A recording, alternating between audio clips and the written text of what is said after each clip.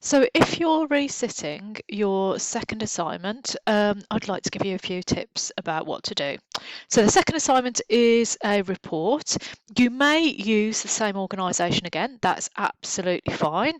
Any similarity will be shown as similarity coming from your own work, so that's fine as well, so don't worry about that. What I'd like you to do is use the assessment guidance for assessment 2.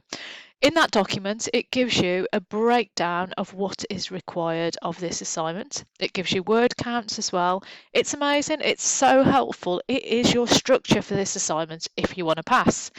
Also, what it does is it gives you options.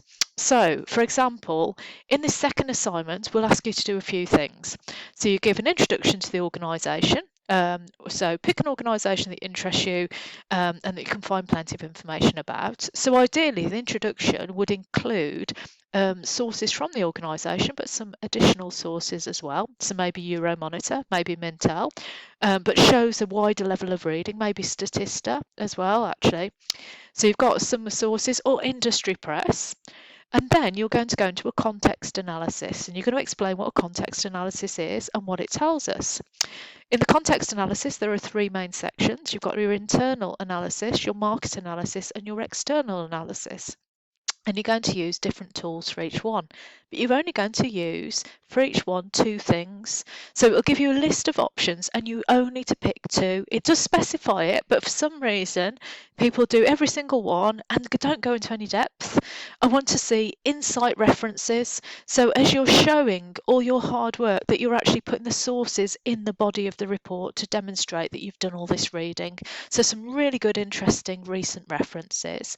So for example, with the pestle, which is part of the external analysis, you're only looking at 2 aspects of it. So you might look at political and economic, and you'll explain why, and then you're able to do 200 words for each.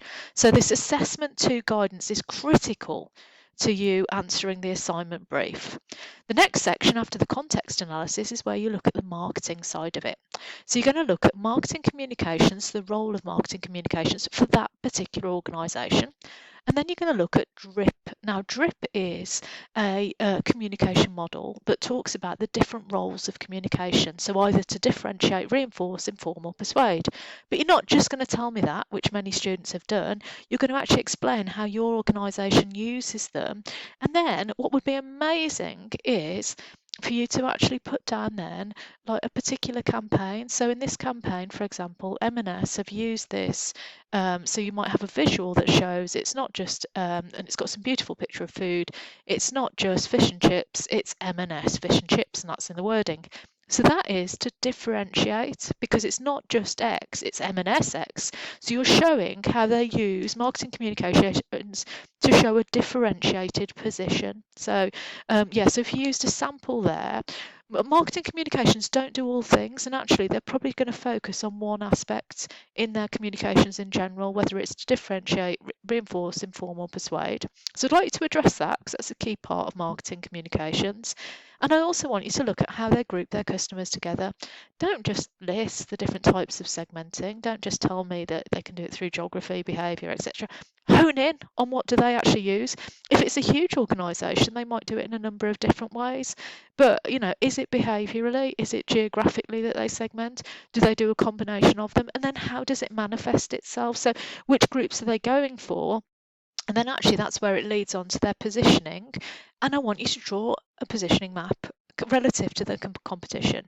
So it shows where they sit, but also what are the limitations of a positioning map? Because it's all about perceptions, and perceptions aren't real, but unless the consumers agree with those perceptions, then you're going to have some issues there. So that's the next section. It's where you're looking at the marketing, so marketing communications, DRIP, and segmenting, targeting and positioning, including drawing a positioning map.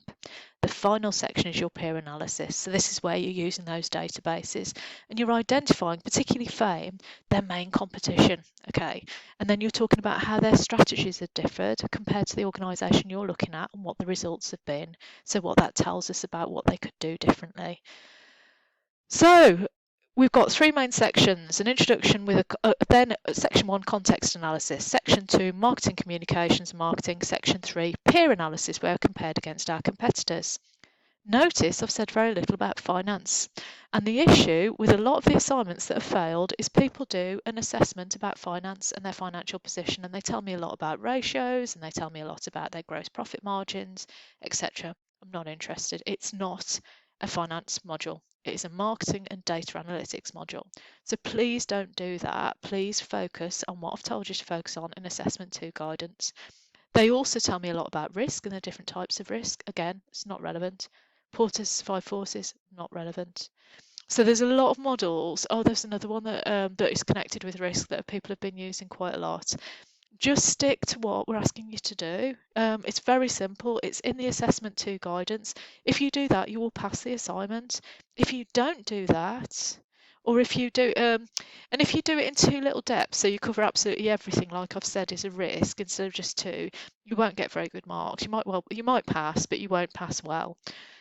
So follow the Assessment 2 guidance, use the same organisation, make it up to date. If you have to chuck a lot of your assignments out because previously you wrote a finance assignment, do it because it's important that you pass, but you can still use some of the research you've done, but you need to make sure it's a marketing assignment, a marketing and data analytics. Okay, I will be providing some additional support. There will be the offer of some one-to-ones and I will offer to review your work. However, there will be a cut-off date for that and I'll make this very clear on Moodle. So if you would like that support, please have a look on Moodle to see what that support looks like and make the most of it.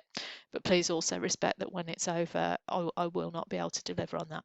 Okay, so all the very best with this and hopefully you'll get through and produce a really good piece of work.